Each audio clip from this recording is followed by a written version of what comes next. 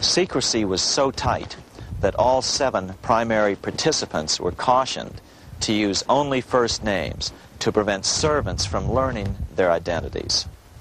Years later, one participant, Frank Vanderlip, president of National City Bank of New York and a representative of the Rockefeller family, confirmed the Jekyll Island trip in a February 9, 1935 edition of the Saturday Evening Post.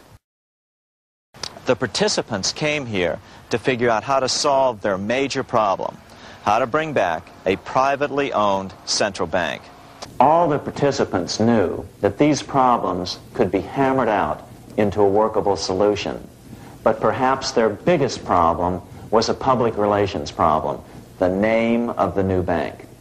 That discussion took place right here in this room, one of the many conference rooms in this sprawling hotel, today known as the Jekyll Island Club Hotel.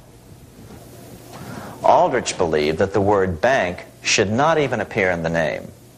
Warburg wanted to call the legislation the National Reserve Bill or the Federal Reserve Bill. The idea here was to give the impression that the purpose of the new central bank was to stop bank runs, but also to conceal its monopoly character. After 9 days at Jekyll Island, the group dispersed. The new central bank would be very similar to the old Bank of the United States. It would be given a monopoly over U.S. currency and create that money out of nothing. Like the pharaohs of ancient Egypt who built their empire with the help of a grand vizier, Queen Elizabeth II also has a grand vizier who serves as her most trusted advisor. His name is Lord Evelyn Rothschild, and he is the second wealthiest and most powerful person on earth. He is also Lord of the world's financial capital, the city-state of London. Lord Rothschild and his ring of power hide their identities behind 13 city council members who stand in as their representatives. On November 30th, 2000, Lord Rothschild, now in his 70s, got married in London to a wealthy Zionist businesswoman named Lynn Forrester. The couple then jetted to Washington and spent their wedding night in the White House.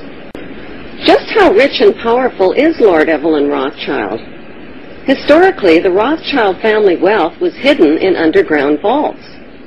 The Rothschilds' secret financial records were never audited and never accounted for. Their family-commissioned biographies give the illusion that their family fortune has dwindled, but researchers estimate their wealth at close to $500 trillion, more than half the wealth of the entire world.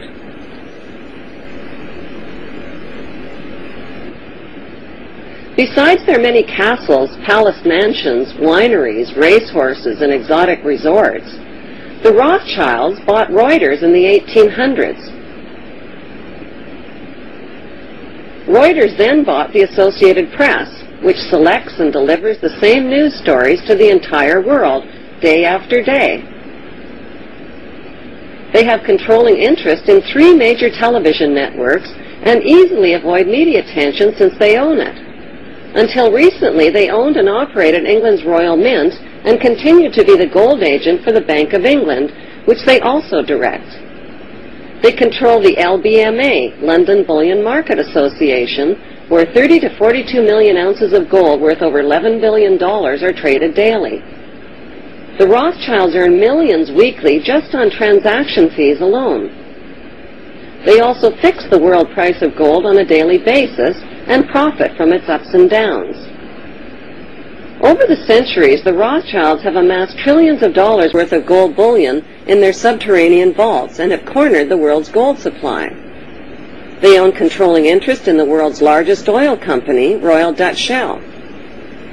They operate phony charities and offshore banking services where the wealth of the black nobility and the Vatican is hidden in secret accounts at Rothschild Swiss banks, trusts, and holding companies. How did Evelyn Rothschild become the filthy rich Grand Vizier to Queen Elizabeth II and godfather of the black nobility? By birth, Evelyn Rothschild is the great-great-great-grandson of Mayor Rothschild and is passing the godfathership down to David de Rothschild.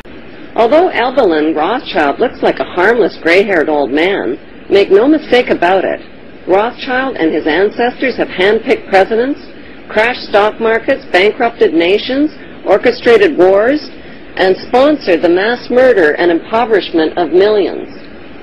The wealth hoarded by this one family alone could feed, clothe, and shelter every human being on earth.